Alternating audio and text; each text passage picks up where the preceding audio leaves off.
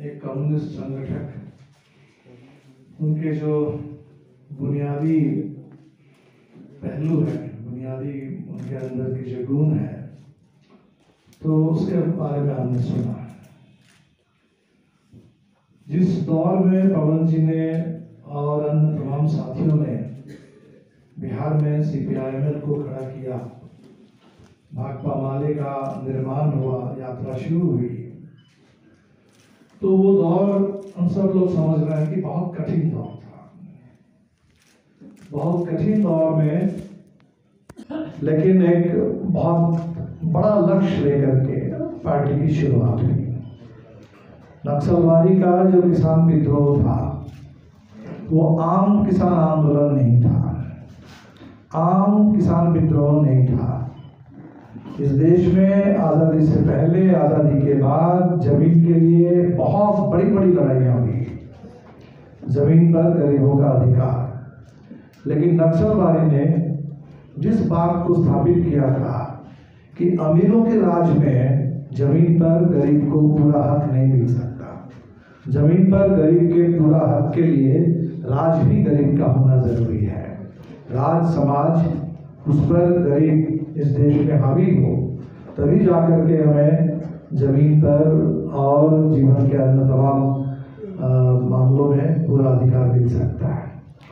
तो इसे हम कहते हैं क्रांति, आमूल परिवर्तन समाज का। और वो जो दौर था, उस दौर में कम्युनिस्ट पार्टी ने, भाकपा माले ने क्रांति को कोई दूरगामी लक्ष्य नहीं, बल्कि नक्सलवादी के उभार के बाद ये लगा था कि क्रांति हमारा तात्कालिक कार्यभार है। तो क्रांति जब तात्कालिक कार्यभार बने, तब सब कुछ छोड़ करके एक तरह से क्रांति के लिए सत्ता से सीधे टक्कर में जाना और क्रांतिकारी बदलाव को संगठित करना, ये उस समय नक्सलवादी के शुरुआती दौर में, माले की शुरुआती दौर में ये पार्टी का फैसला था। और इसी फैसले को लेकर के पार्टी चल रही थी, पार्टी का निर्माण हुआ। परिस्थिति ने कितना साथ दिया, किस समय तक कितना साथ दिया, वो अलग सवाल है। लेकिन जो लक्ष्य था और उस लक्ष्य के लिए पूरी तरह समर्पित जो हमारे पहली पीढ़ी की हमारे लोग थे, नेता थे, पवन जी उसी में थे। तो इसलिए उस कठिन दौर में जहाँ सामंती उत्पीड़न भी है, सामंती हिंसा भी है, देश में आपातकाल भी है, राज्य दमन भी है, और हमें क्रांति करना है, समाज को पूरी तरह से बदल देना है, राज गरीबों का स्थापित करना है। तो ये जो एक इतना बड़ा सत्ता के साथ, समाज के वर्चस्वशाली ताकतों के साथ इतना जबरदस्त टकराव, तो उस टकराव में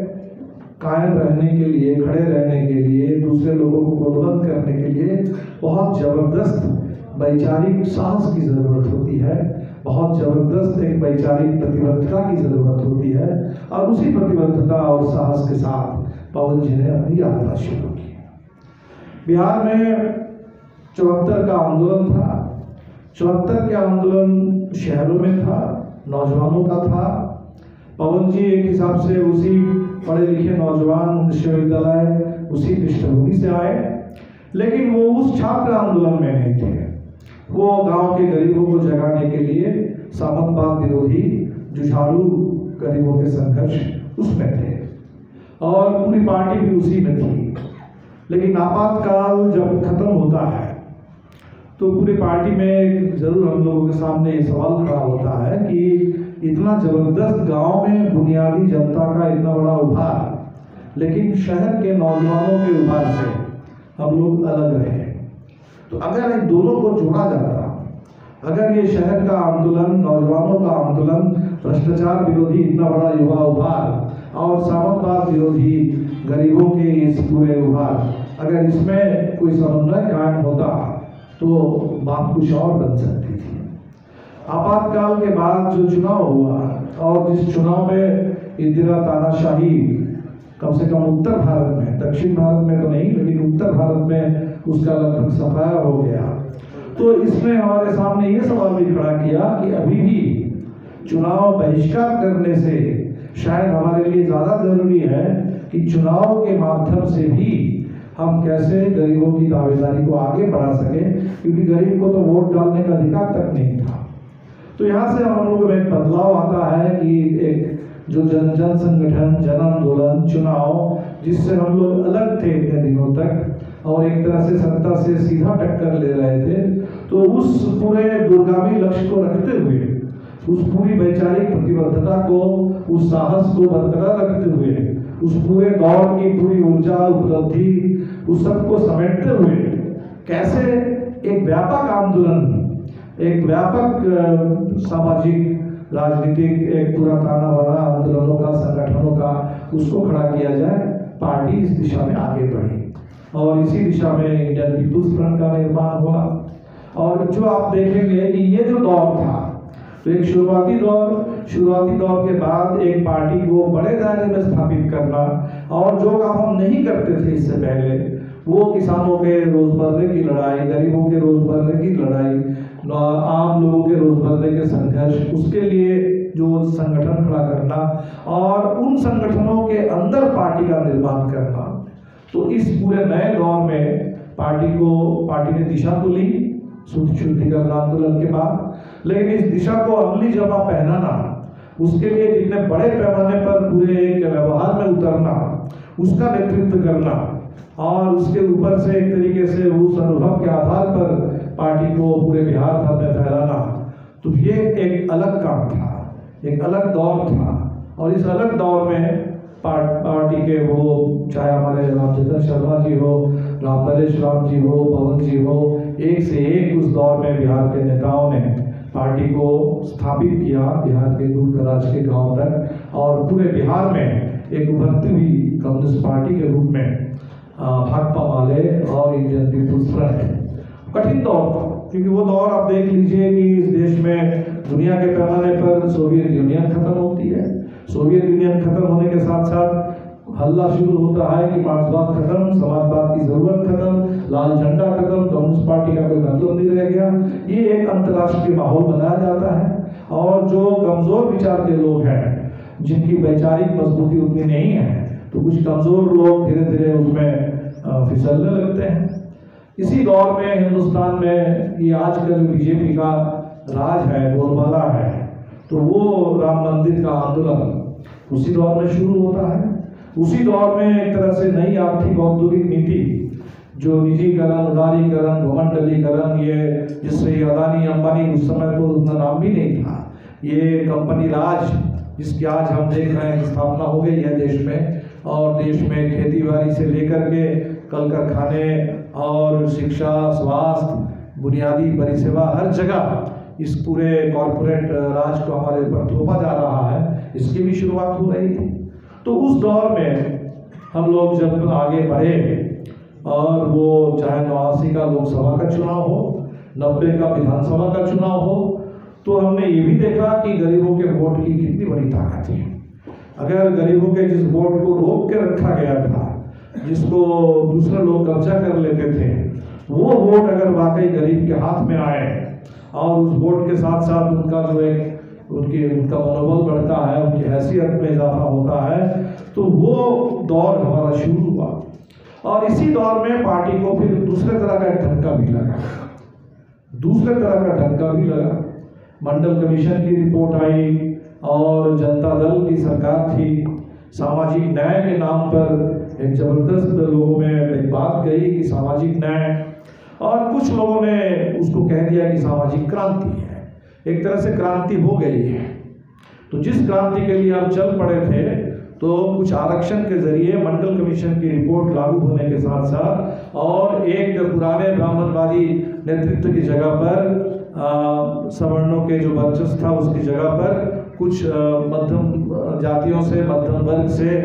चाहे यहाँ हमारे लालू जी हो, बिहार में, उत्तर प्रदेश में बहन मायावती जी हो, मुलायम सिंह यादव हो, कांशीराम हो, तो ऐसे कुछ नेताओं के उभार के साथ साथ एक तरीके से एजेंडा पूरा हो गया।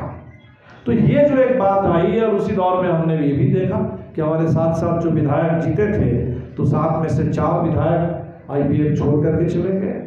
तो फिर एक बार जिस वैचारिक मजबूती के साथ, जिस पूरे एक संकल्प के साथ पार्टी बिहार में खड़ी हो रही थी, उसके सामने एक नया मामला आया, वो सामाजिक न्याय के बारे में। तो ये सब स्पष्ट करना बहुत ज़रूरी था कि अगर वाकई हमें सामाजिक न्याय संपूर्णता में हासिल करना हो तब अन्याय पर आधारित समाज में, ठीक जैसे ज़मीन का पूरा अधिकार अमीरों के राज में गरीब को नहीं मिल सकता, तो इसी तरह समाज अगर अन्याय के पर आधारित होगा तो अन्याय पर आधारित समाज के अंदर लोगों को पूरा सामाजिक न्याय नहीं मिल सकता है। इसके लिए समाज को बदल देना ज़रूरी है। सामाजिक परिवर्तन के बगैर वो सामाजिक न्याय वो पूरा नहीं हो सकता। और इसी दौर में फिर से जिस पार्टी को लेके पवन जी और पारस जी और हमारे तमाम साथी चल रहे थे, कॉमरेड वीएम के नेतृत्व में केंद्रीय कमेटी चल रही थी, तो उस पूरे दौर में फिर एक बार पार्टी को एक नए धरातल पर, नए संदर्भ में पूरे बिहार में स्थापित करने की ज़रूरत आ पड़ी। और उस समय जो अभी साथियों ने कहा कि अंडरग्राउंड पार्टी से पार्टी खुली पार्टी बन करके सामने आई। कलकत्ता अधिवेशन के बाद, महाधिवेशन 92 दिसंबर में, एक तरफ बाबरी मस्जिद की शहादत के बाद पार्टी खुलकर सामने आकर के लोकतंत्र की लड़ाई उसको अपने हाथ में लेकर के आगे बढ़ने लगी। तो उस दौर में हमने देखा, पवन जी हमारे राज्य सचिव थे, तो अलग अलग दौर में पार्टी की ज़रूरत के हिसाब से, परिस्थिति की मांग को देखते हुए पार्टी को एक मजबूत सांगठनिक, राजनीतिक, वैचारिक आधार पर खड़ा करना और इसके लिए जद्दोजहद करना, इसके लिए मेहनत करना, इसके लिए लोगों को गोलबंद करना, ये काम उन्होंने किया। जैसे हमारे धीरेन्द्र जी भी बता रहे थे कि इस नए दौर में हमने जब